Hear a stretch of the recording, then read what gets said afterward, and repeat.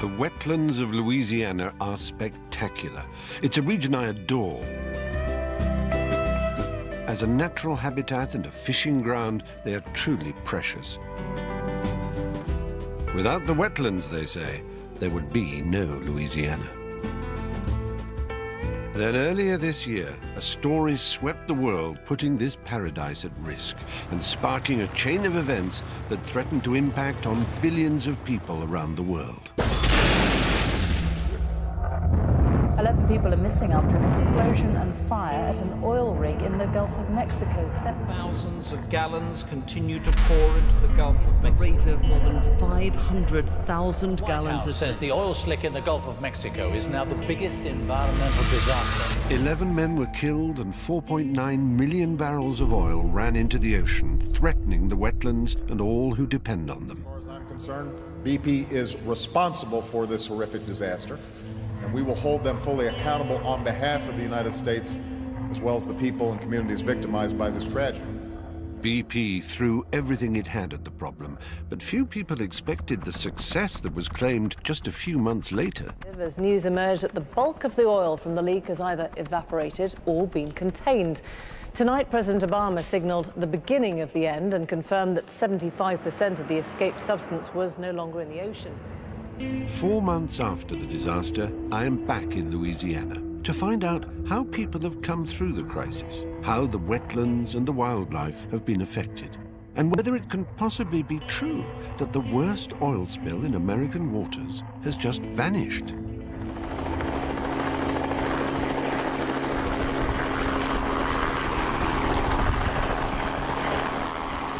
The weather's going to hold off, Stephen. Well, it looks reasonably good. It certainly looks good over there. I don't know which way we're going. I am joined on the journey by the zoologist Mark Carwardine. Mark is passionate, skeptical, and has little faith in big business and its capacity to take care of the environment. I wonder if this trip will change his mind. To begin with, to find out if the oil has really vanished, we are heading out to sea.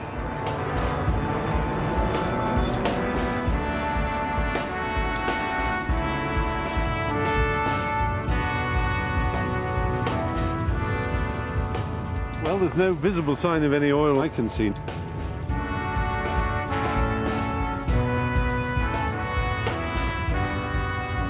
We fly across the wetlands and out over the Gulf of Mexico, and the stories appear to be true. Almost 5 million barrels of oil are nowhere to be seen.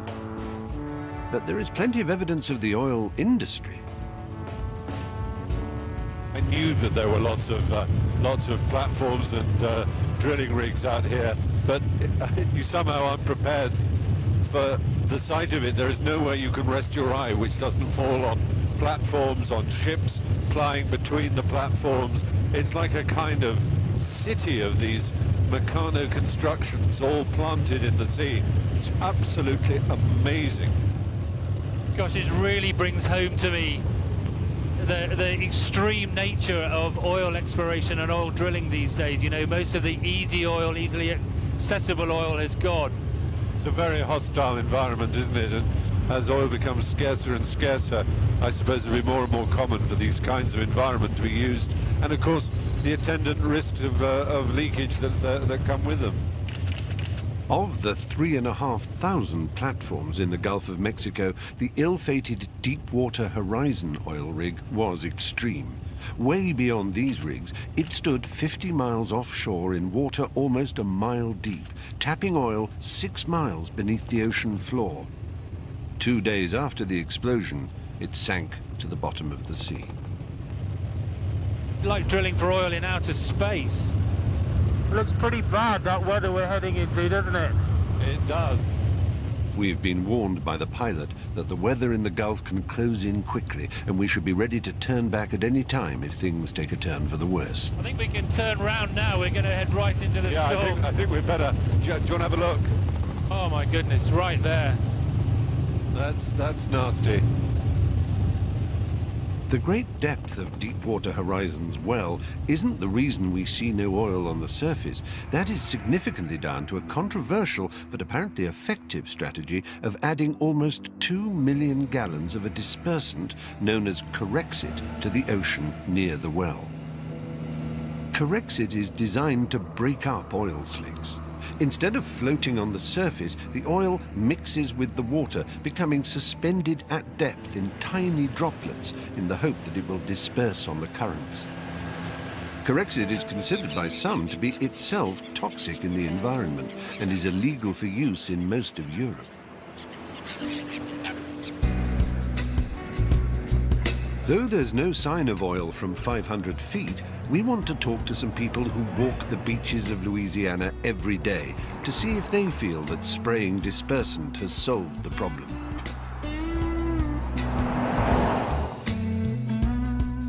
Grand Isle is a frontier town. It is located on a barrier island in the vast wetlands 2 hours south of New Orleans. The houses are built to survive the dramatic rise in sea level that accompanies the storms that frequently pummel the island. Life here is intertwined with the sea.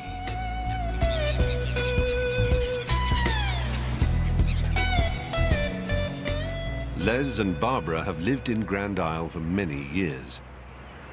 Les works for the state of Louisiana and as such gets reports every morning on the progress of BP's cleanup operation. What did it look like at the worst day you saw it? Did it really have big black blobs all over it? It wasn't black, it was kind of a rusty orange. So you've been following this day by day? I've been here every day. I mean, do you think there'll be no more oil coming up now, or is that the end of it, or are you expecting to see more? No, I think more will come. We can't predict we that can't predict that. But my I'm meeting sure this morning with the operations center at Lafourche over at Port Fourchon gave me a report that they picked up 9,000 bags of oil and waste yesterday on the beach and in the water. So how come we're being told that the oil's pretty much gone and that's the end of the problem? We would love to believe that, but we're not seeing the evidence of it here. So it's possible that this beach being clean, in 2 or 3 days there may be another influx, is that? Absolutely. Yes, it's continuous and it's not predictable.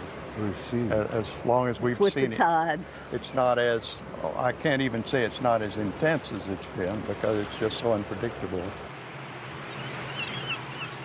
Now, I don't doubt a word that Barbara and Les told us, but Mark and I explore a mile or so of the shoreline without finding so much as a speck of oil.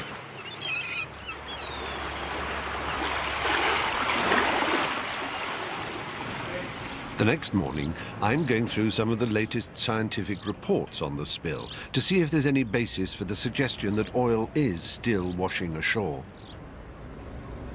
Ah, oh, I say, beignets. You have a great day. Thank you so much. No one seems to be able to agree about this oil spill. The government, the Obama administration, has said that it's, 90% seems to have been sorted out, or certainly 70% has been cleaned up. But now we're getting other scientists saying, no, 90% of it's still down there. There's a chap here called Ian McDonald who's been studying the Gulf for 30 years. He's an ocean scientist from Florida State, and he's accused the White House of making sweeping and largely unsupported claims. He says the imprint will be there in the Gulf of Mexico for the rest of my life. It's not gone. And he's warning about a tipping point from which the wildlife and ecosystem cannot recover. There are toxins, the oil-based toxins, xylene and benzene, that you get in crude anyway, apparently. But there's also this stuff, Corexit, which is this dispersant, this agent that is used to break the crude up into micro droplets. And no one quite knows what the effect of that is. It's a very powerful chemical. What does that do in the food chain? But it's the day's local paper that says that the respected Woods Hole Oceanographic Institution has found a plume of oil 22 miles across, hanging beneath the surface. The earliest reports of the spill featured animals struggling through thick oil along the shoreline. That oil certainly seems to have gone, but a vast plume of oil somewhere in the depths will have effects that are much harder to detect.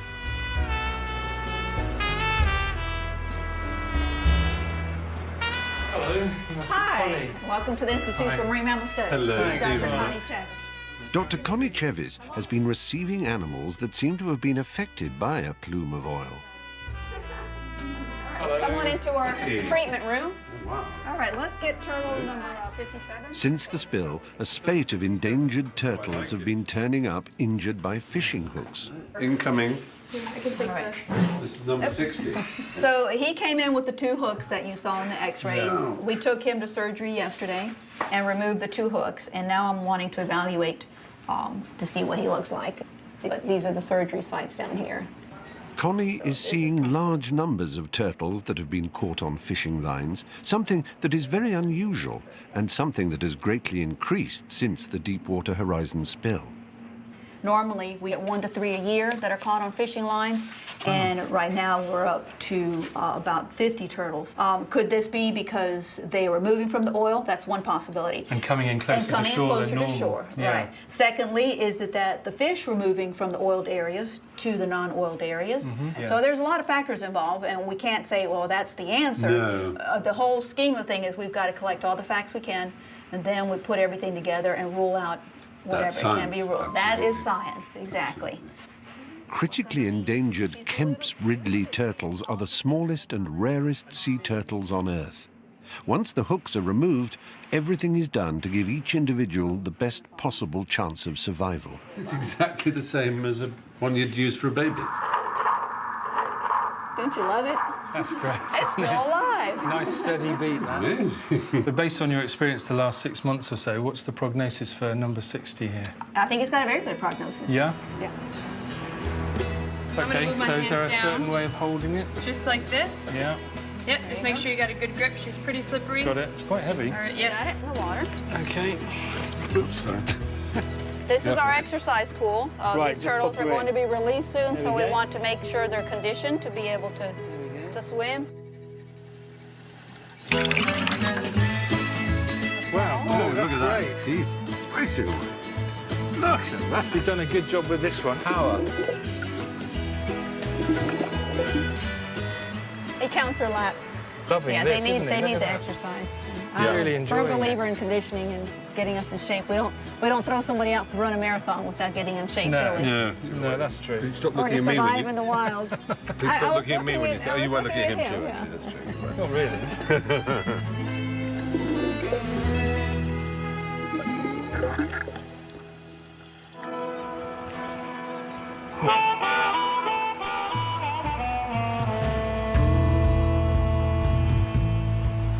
Grand Isle is pelican country. The oil-doused shape of the pelican became the symbol of the oil spill in the Gulf of Mexico. Once endangered in the US, the state bird has bounced back in recent years, but was hit hard by the worst of the oil spill. Yeah, lovely. Even though the surface oil is no longer present, the smallest amount of submerged oil can cause a problem for birds that spend their day dipping into the water.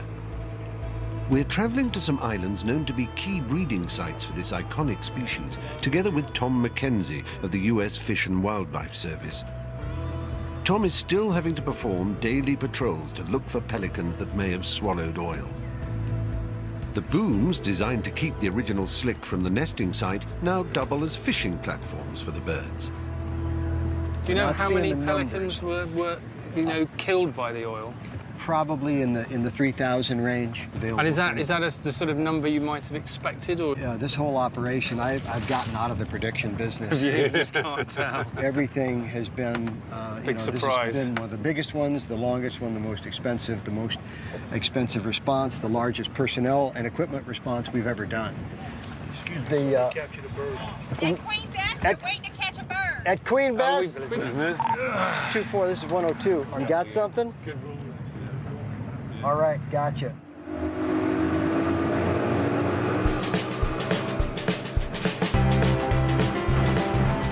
A patrol boat has reported a sick pelican that may have swallowed oil. Our boat is needed to get there quickly to chase the bird towards the net. It looks like they're still watching it from there. Yeah. That's our target bird, right there. All right, so what's going to happen now is we're going to act as a chase boat where we're going to herd the Pelican towards the capture boat here. Right. So we just keep on going straight. You're going to do it. There you go. A little bit to your right there, Captain Lou. There you go. Yeah, I think it's this guy here. And pull up a little bit. Wow, that's been done before, hasn't it? Hold up.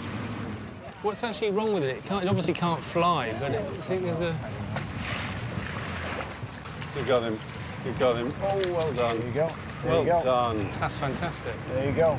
You really know what they're doing. The first thing he's doing, he's going to control that beak.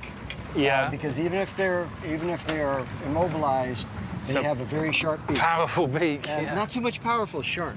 Right. It will slash you. And I've got really? One of our good friends is still sporting an 8-inch scar on her arm from that. So we don't want people to try this at home. They control the head. Is this a typical reaction? It doesn't seem to be fighting back. They're weakened. They're in a weakened state. Go willingly. And it's like some of these are also very young birds. Plus, he's being very well handled, isn't he? They know exactly which places to hold him in. Yeah, they're keeping it in. I'm sure if Mark and I tried to do it, it'd be a different story. Thank you very much. Good luck. Good luck, little Pelican. The birds are then handed by the US Fish and Wildlife Service to a rehabilitation center run by specialists in cleaning oiled birds, but funded entirely by BP. We called to arrange a visit and are offered a slot on one of a series of pre-arranged media tours. It's huge. What a huge facility. It's gigantic, isn't it? It is like an aircraft hangar. Yeah. There's a clean side and an oiled side. And we're not seeing... We are instructed not to look into any crates or to stray away from the guide. This is not the kind of place that wins the confidence of people who feel like someone might have something to hide. Holy effort, look at it. So one person is basically holding the pelican's beak. And it is in a sudsy bath. Yeah, I mean, they basically use dilute detergent, washing up liquid. And the wash process will take anywhere from a short time to 20 to 30 minutes, and then they're moved over to the rinse. It's like a sort of setup to you, sort of like a media tour, one pelican all ready to go. It doesn't feel like a sort of... I don't know. I'm going to have to present the other side of the argument. I know you have a lot of doubts and a lot of worries about this thing. On the other hand, you always have to say, well, what if they did the opposite? I am super cynical, and I think my big problem is, you know, you look around, a lot of people come in and they just believe everything that they're being told, and it'll be fine in a few days and released, all happy, and everything's all wonderful. And I do feel that, you know, that's a very simple and very naive message, and you know, we need to look much deeper than that to actually find out more about what the reality of the situation is. Yes, I mean, the question there is, I suppose your real point, and I understand that, is who do you ask?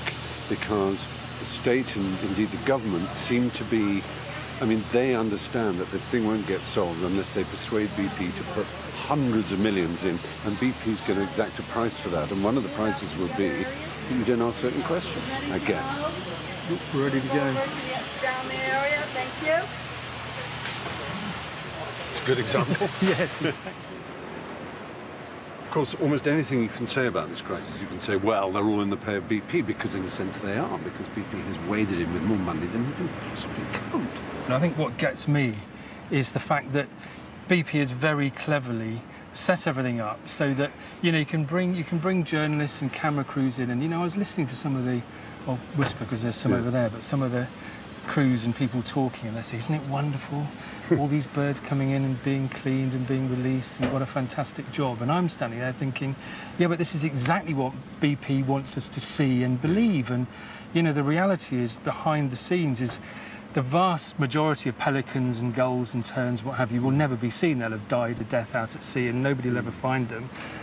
I don't see what else BP could have done. By them not paying people, by them not throwing money at the problem, would that be better? But didn't you get a sense of sort of cloak and dagger? And I mean, I'm really cynical about it all. And they, on the surface, they're doing a great job, and the individuals are doing a great job. But, you know, it's very stage managed, and there's no doubt at all the whole objective of this is to make people go away and show on television and show in newspapers that the problem's being solved and we don't need to worry anymore.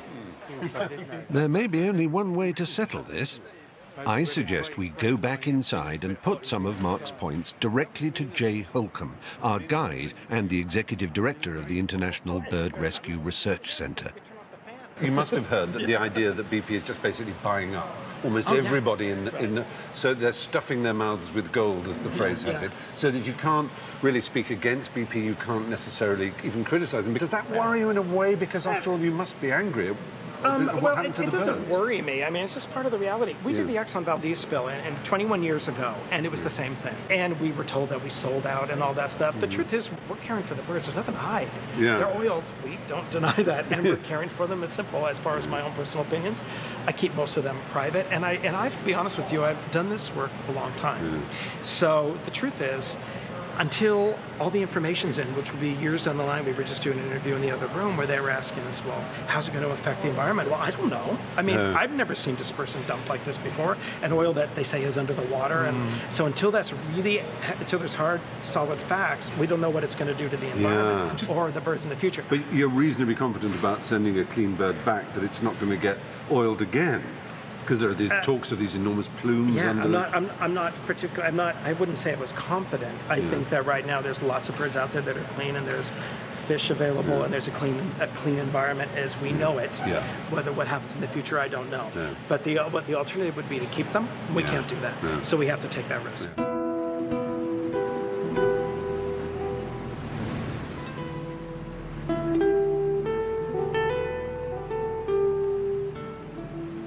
I'm concerned that Mark is coming to the story with an overly suspicious view of oil companies. After all, it seems to me that while funding conservation might allow BP to control the press to some degree, it also allows the conservation to happen in the first place.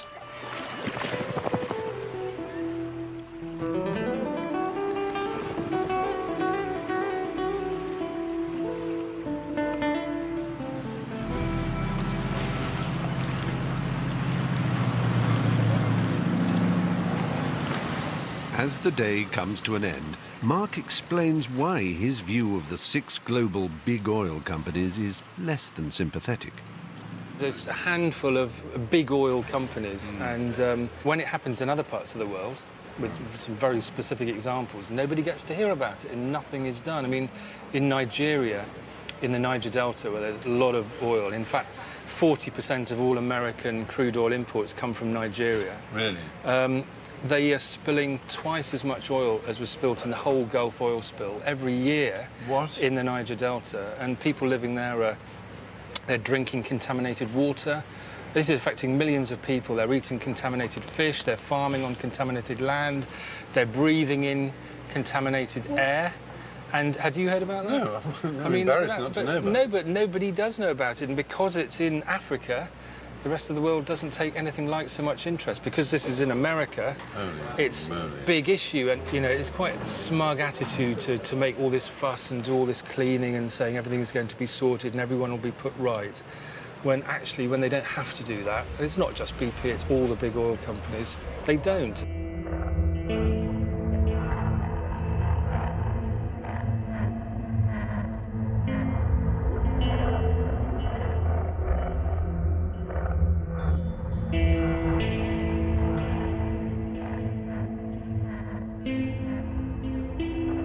Though BP were not responsible for that spill in Nigeria, here in America, they vowed things would be very different. So far, this cleanup has cost the company no less than £7 billion and counting. Everywhere you look, there are the signs of a cleanup in full swing. To get a sense of the scale of the operation, we accept an invitation from BP to visit one of the centres responsible for cleaning everything that comes into contact with oil at sea. Anything that gets oil on it has to come here, and it's phenomenal security. I think you'll find it's called a decon forward command post. Oh, you got that right. That sounds familiar. Decontamination. It gives you an idea of the sort of military feel of it. Well, it's like trying to get into the White House. It's red tape, passes of passes, getting permission from this person and that person. Thank you. Is that going to fit? That's not big enough. Hey, now, steady. You're right. Sorry. I'll get my goggles on, hang on. I'm allergic to hard hats. Are you? Yeah. Actually, you know you were looking for a hat that suits you. That's not it. Thank you. Right.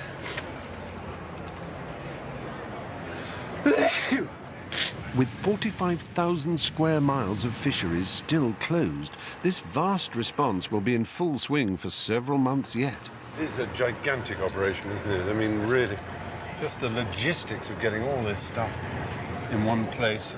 How many miles of booms were actually deployed altogether? Is there a figure for that? In Plaquemines Parish, we deployed about 550,000 feet. Over 500,000 feet. 500,000 feet down here alone, and that's just this type of hard boom. I've got an app for that. Is there somewhere that stores miles and miles of booms? They do store several, many miles of it throughout the country and for smaller oil spills, but with the scope and scale of this event, manufacturers all over the States started manufacturing it for us. Really? 104 miles anyway. 104 miles, just in this little parish? Just in this parish. Just in this parish. Wow. It feels strange to think that these seemingly insignificant black pieces of sludge are what this crisis is all about. And strange to think that what was once a highly prized commodity is ending up being scrubbed away as some of the most reviled dirt in America. That's the stuff we've been talking about, all the bits of actual crude oil stuck onto the boom there. That's been deep out to sea and it's been floating there and it's accreted this. This is it. That's the irony, being the only oil we see is being cleaned off the booms that are solving part of the solution to the problem. That is the big issue. It's out of sight, out of mind. Because you can't just go to the sea and see a big slick, which would be very dramatic. It's not there, it's below the surface. It's hard to gauge how serious it all is. Yeah, that's the important point, is that because it's an underwater leak, it produces what they call a plume. But it's not like the slick that we're used to from the breached hull of a carrier, which is, you know, a much more sort of easily seen sort of surface film of oil. Very different. And one of the things, of course, is you can look at a sea and you can't tell whether it's a thriving sea or a dead sea just by looking at the surface.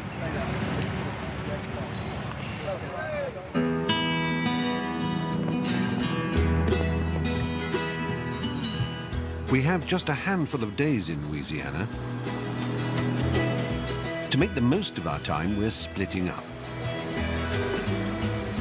Mark wants to find out more about this wonder chemical intended to disperse the oil, while I have come to see how local people feel about the resulting oil plume now hanging beneath the surface, out to sea. Hi, Jeff. I'm Stephen. Jeff, definitely. Nice to meet you, Jeff. A boat to somebody down here is your lifeblood. Without it, you've got nothing down there. Yeah. Whoa, the bayou is a system of canals running through the wetlands. You gotta watch it. Hold on.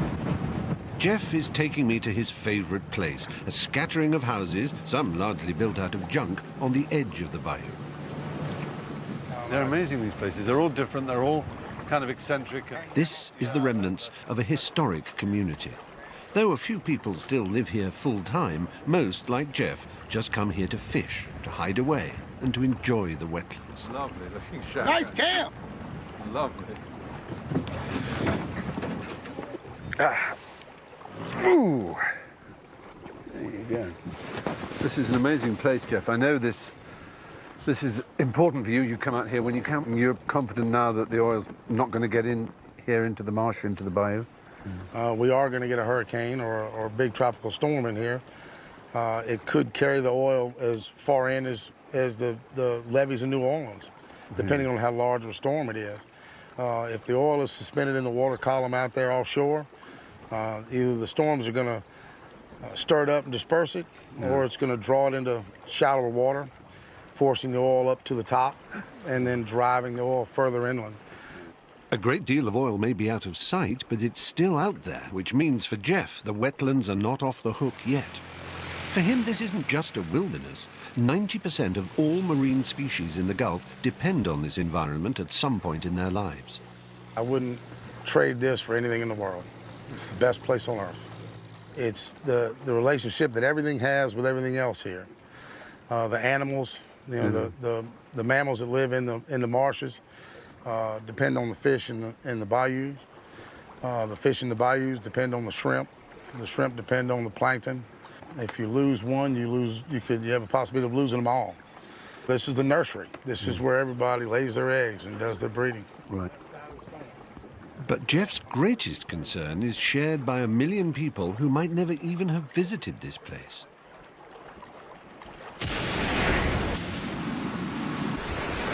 When hurricanes hit land, they quickly lose force. The city of New Orleans is close to the sea in a famously active hurricane belt. Though nothing will stop the worst storms, the wetlands are all that stands between the city and the brunt of the annual hurricane season. Scientists now know that if the wetlands are eroded, then 1 million people will be vulnerable to deadly and increasingly regular events like Hurricane Katrina.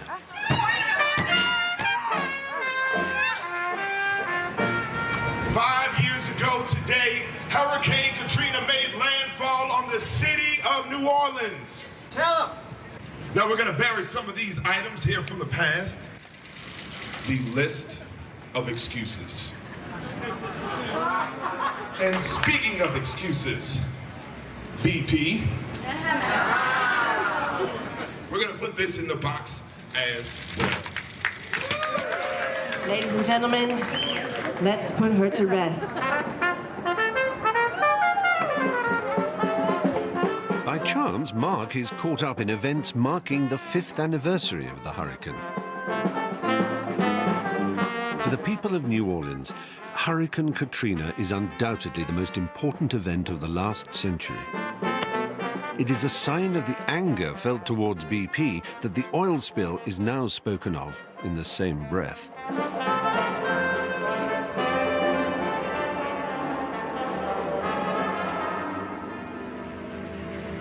Mark has set out for the Louisiana State University to meet Professor Ed Overton, a leading authority on all aspects of the oil industry.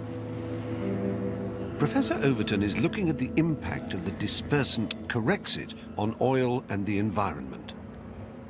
What you're doing is you're trading impacts off. You're saying more impacts offshore versus less impacts onshore when you disperse oil. Was that a good idea?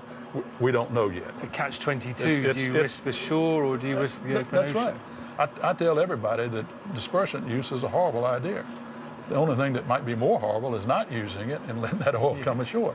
So you just got to hold your nose and make a guess. And it is a guess. It's an estimate. Yeah. So and the trouble is, we'll never know because that's one of those hypothetical questions. Professor Overton is conducting experiments on the effectiveness of dispersants. The results may help determine the wisdom of adding dispersants to future spills, but they will be too late for the spill that has just taken place in the Gulf. It seems to me quite outrageous that we don't know what impact the oil is going to have. Don't you think that's something we should have been researching before and have all these answers ready for a spill like this? Absolutely. It's unbelievable that we didn't know that.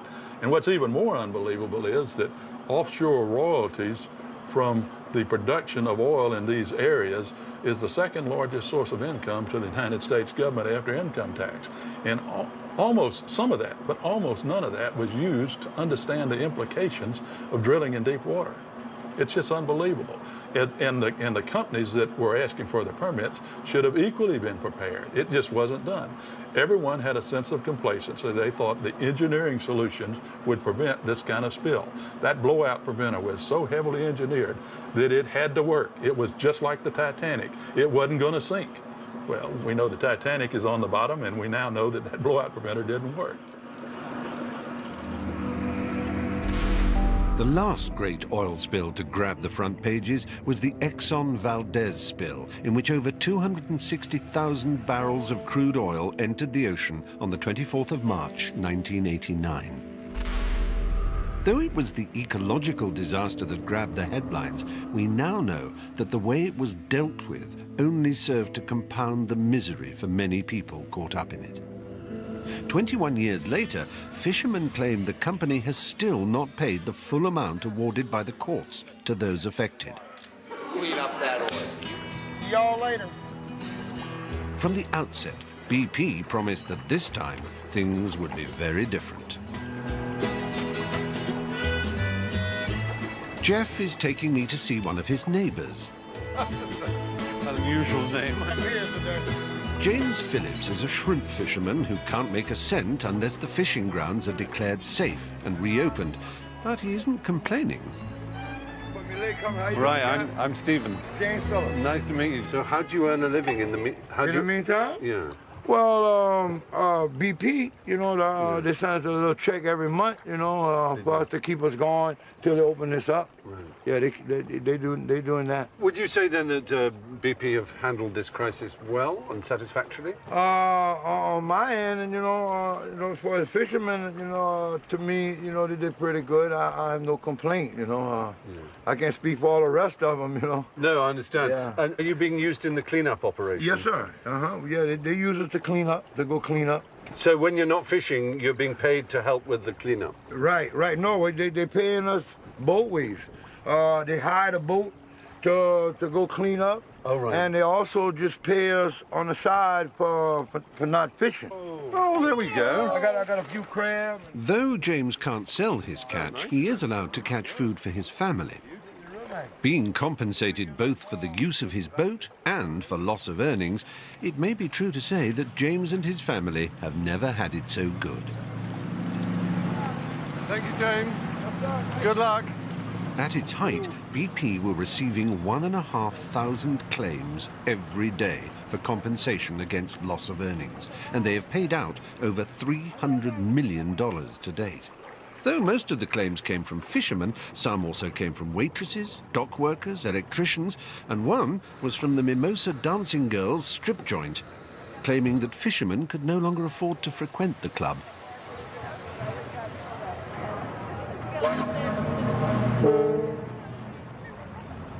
Back in New Orleans, Mark is meeting Mike Ellis, a boatman who received compensation for loss of earnings, but was also asked to take his boat through the slick in search of contaminated wildlife.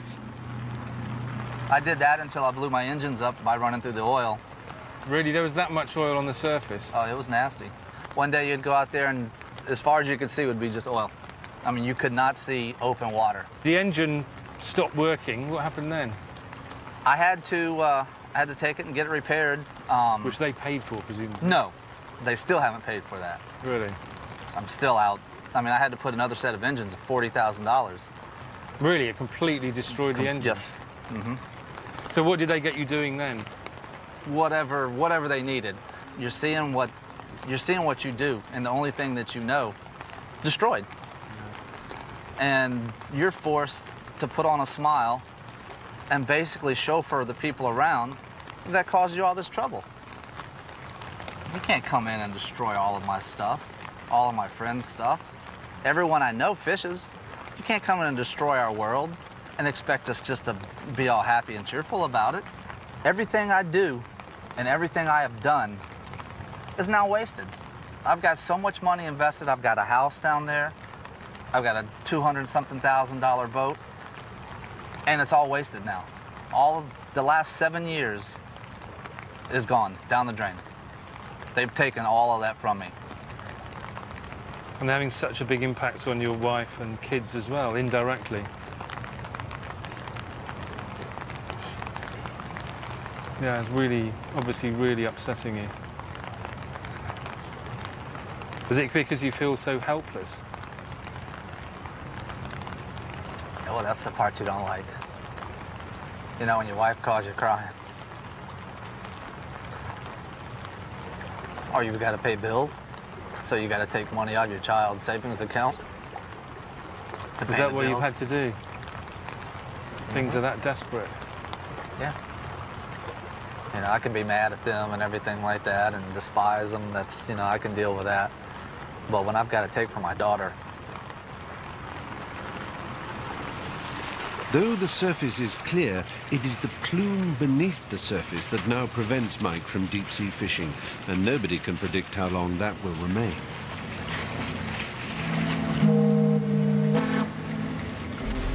No two oil spills are alike. Nevertheless, in the Exxon Valdez spill, many species were hit and the environmental impact continued for many years. The oil entered the food chain, and 2 decades after the spill, the local whale population is still in decline. A team from the University of North Carolina estimates that it may take yet another 10 years until the Arctic habitat is fully recovered. Les and Barbara, the people we met in Grand Isle, have called us to say that the local crab fishing grounds have been reopened just 4 months after the spill, and they invited us to celebrate with them at a crab party. Is my land. I cleared 10 acres and a house I built into the side of the hill. At the party, I meet Dr. Shirley Lasker, a sociologist who has been working with the coastal communities since the spill. She has recently returned from taking a group of local fishermen to Alaska to meet people affected by the Exxon Valdez spill 20 years ago. When we were in Alaska recently, the recommendation was to go on, live your life, do not be dependent on your recovery from the organizations, be they the government or the business that has caused it. Don't characterize yourself as a victim, in other words. That's correct. Yeah. And also there was the issue of forgiveness.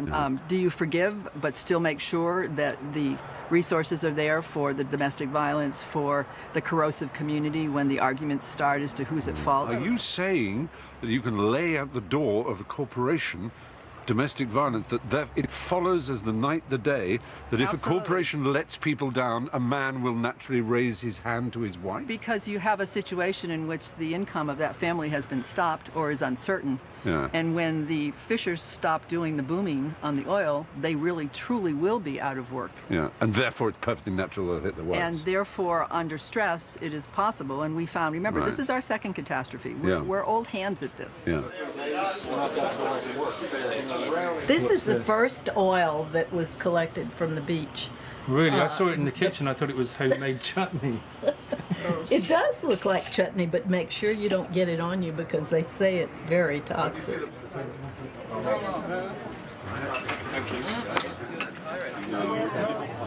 This whole thing was not BP's fault. It's not. It's my fault. It's Betsy's fault. It's your fault. Yeah, it's your fault. Yours. It's your fault. It's all of our fault because we demand. We've become hopelessly dependent on petrol, oil. Look, BP made a mistake and they're paying for it and they're bending over backwards. I want to say it to the world that, you know, they're doing a great job, you know, of tapping that well and making it right.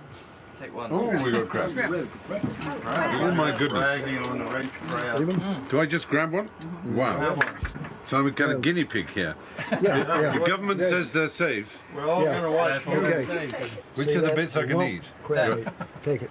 Oh, I can eat that? Yeah, you can peel that shell back. You know, it's like eating birds. Oh, that is delicious. I have to say. Far be it from me to criticize nature, but there's a lot more packaging than product, isn't there? Crack it. All right. Oh, that is good. All right, you see it? 2 weeks ago, I couldn't have eaten this because the government deemed it to be unsafe. This week, it is apparently safe. If tomorrow morning I'm found heaving my guts up somewhere, we'll know the government was a little premature, but I'd say it tastes very good.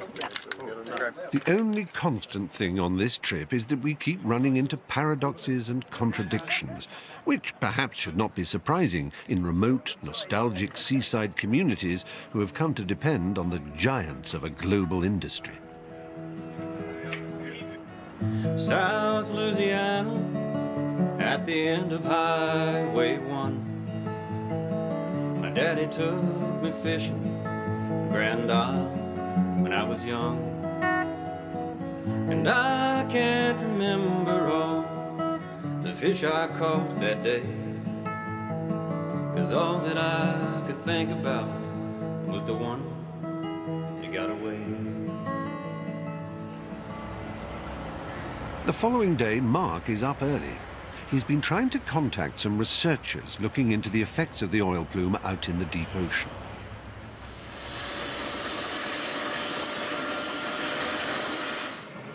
He's had a call telling him that they're currently undertaking further studies on board the Greenpeace ship a few miles off the coast. I don't know if it was the early start, the forecast of violent storms at sea, or the fear of the crabs rebelling, but I decided that this visit was something Mark needed to do alone.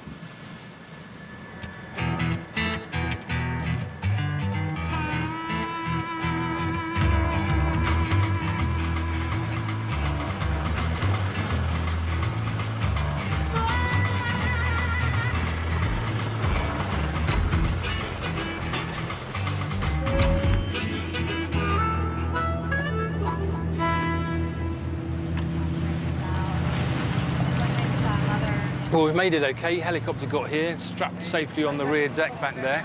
But look behind it, this most horrendous storm just following us around.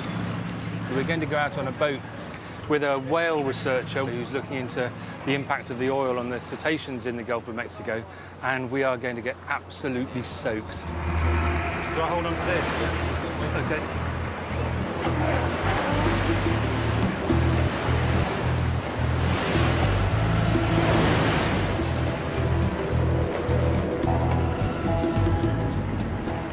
Sue Rocker is a biologist from the Whale and Dolphin Conservation Society. What are you actually trying to find out while you're here? What's the research focusing on? Well, nobody really knows what the effects of the oil and the Corexit are on marine mammals.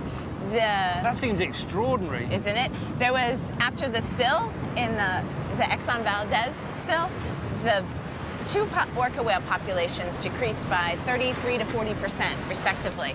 So, I mean, given that, there might be quite an effect, but it depends on length of exposure to oil. So what we're trying to do is we're looking for skinny individuals whose prey source has been affected. So you have to get close to the whales and you look through binoculars and then you just judge according to a healthy-looking whale. Right. Well, that's why we're on these little boats, because we do need to get close to them to photograph them, to get skin lesions, particularly, you know, around the blowhole, the eye, those mucousy areas.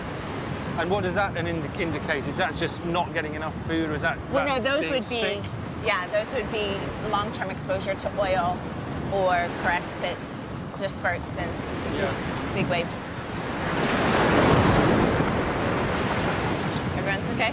Yeah. Turn to the ship. I'll tell you when. Copy that loud and clear.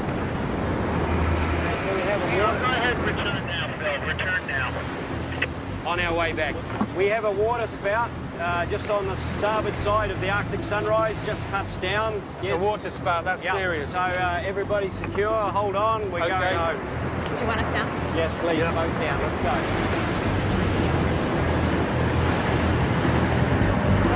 That was great. What is a water spout? Water spout is like a mini water tornado.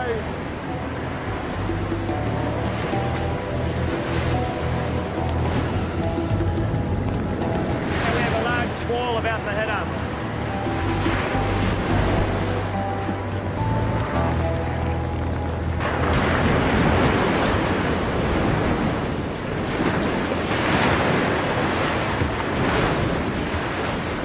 Okay, let's do this. Okay, don't be shy. If the weather has put paid to whale hunting, one job that can be conducted in any weather is trawling for some of the smallest but most revealing creatures in the Gulf of Mexico. Bridge, this is poop deck. We're standing by. Erin Gray is a researcher from Tulane University and is gathering the minuscule larvae of blue crabs. And then just let it go? Yep. These lowest specks in the complex food web are said to be keystone species that reveal the impact of oil on the least understood ecosystems out at sea. Okay, again, just below the surface there. Yeah.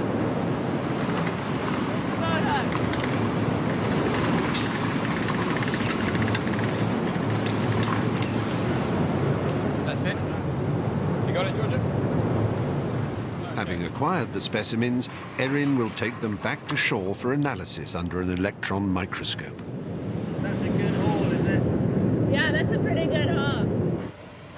As we're comparing samples that we've taken from near the Deepwater Horizon wellhead to samples we've taken far away to try to compare those larvae and see if they look different. And what sort of things have you been seeing? Have you seen any sign of any damage to them? We've seen some weird orange droplets inside the Megalope samples from Grand Isle and a couple places near the oil spill site. Orange droplets? You mean like little orange bubble yes, type little things? orange bubbles inside here. Actually inside the animals? Yes. Has that been seen before? No, actually, we haven't ever seen these orange droplets inside the Megalope before, so that's why we're working pretty hard to figure out what it is. So logic would suggest that's got something to do with the oil if it's the first time they've been seen? Yes. So what sort of impact might it have on the ocean in the Gulf? It's going to have a huge impact. First off, there's billions of crab larvae out there, and secondly, everything eats them. Everything from redfish to spotted sea trout to other blue crabs will eat crab larvae. So if the oil has had a big impact on the plankton, then we're likely to see that impact spreading throughout the whole ecosystem and probably for years to come. Yes, I believe so.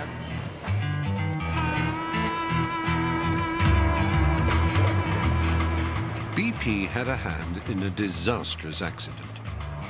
But the more we have travelled through Louisiana, the more Mark and I have disagreed about what we have found. He has become increasingly entrenched, and I have been equally persuaded by very different views. In a final attempt to resolve things, we have a chance to take this to the top. And first, let me simply say I would like to genuinely thank the Schwester. Mike Utzler is the Chief Operating Officer of BP's Gulf Coast Restoration. He's giving one of BP's regular press conferences on the status of the cleanup, and we have been promised a few moments with him at the end. Hello. Nice to meet you. Stephen Fry. Steve, Mike Utzler. Nice to meet you, Mike, and thanks for seeing us. I'm sorry Mark, about how that. was he? I had this sweat spill. Not a problem. I understand how this works, believe me. Yeah. It's very nice of you to talk to us anyway. Oh, it's my pleasure.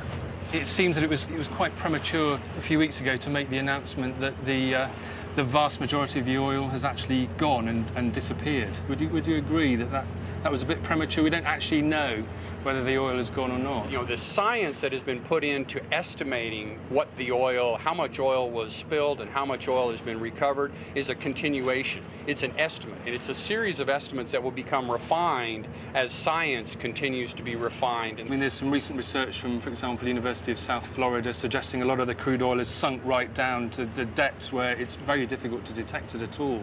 How will we ever know how much oil is either very deep or actually settling down on the bottom? Well, there's a massive research effort that's actually looking at the water column from the seafloor at beyond 5,000 feet all the way through to the surface. And do we know what proportion of the oil is there then? We don't at this point in time, but what we do know is it's rapidly biodegrading. Sorry to interrupt, but the statement a few weeks ago did say that 3/4 of it had gone. Right. So, but we don't know that for sure. We know, we can estimate based upon that scientific data and that understanding as it continues to mature that the vast majority of this that wasn't captured mechanically, that wasn't evaporated and dispersed, was then spread into the water column. The plume is actually disappearing. The plume is being biodegraded, that there is a new form of microbiology that is attacking this plume and using it as a food source. Just to bring it back to the... Sorry. Thanks, schedule here. Okay. Thank you. Well, no, I realize we could go on forever, but it's very kind of you. Thanks for your time. Thank you. I do understand you're one of the busiest men on the planet. That's probably true. Thank you. Thanks, we appreciate it. Absolutely. There was so much I wanted to ask him. I was just exploding with frustration. And to finish it off, he's got the right answers. But, you know, the next question was, you know, OK, that's all very well. It's sort of about clearing what you can see, but it's what you can't see. And one of the big questions is, what are they doing about the dispersant they use? But, I mean, listen, let's be honest. This guy doesn't think of himself as a villain. He's desperately trying to do the right thing by his company, and therefore, and he knows that to do the right thing by his company, he's got to do the right thing by public opinion. The public opinion won't buy anything other than what is seen to be a massive investment and commitment. He knows that, and so I don't think he goes home and says, "Ha ha, I fooled the public." No, I'm not. I don't think that at all. But it's a brilliant PR exercise, and what's actually below the surface, physically and metaphorically, is what really upsets me. Exploding. When you say you can't believe it, did you seriously imagine that any other outcome than this? No, the good thing is that he did accept that statement that was made publicly and was in all the press just a couple of weeks ago, that 3/4 of the oil is gone, did at least say we don't know. That's not necessarily true. No. more complicated than BP are simply dyed-in-the-wool villains who are trying to obscure what they're doing. It's more complicated than that they're just good guys doing a proper job. I'm afraid it's human-shaped. It's not, you know, it's not fiction-shaped. It's got all the messiness of a real crisis, and that's a mixture of incompetence, courage, failure, you know, stupidity, brilliance. All these things come together in the way that they always do with human beings. But I still believe the oil companies are the villains to a large degree.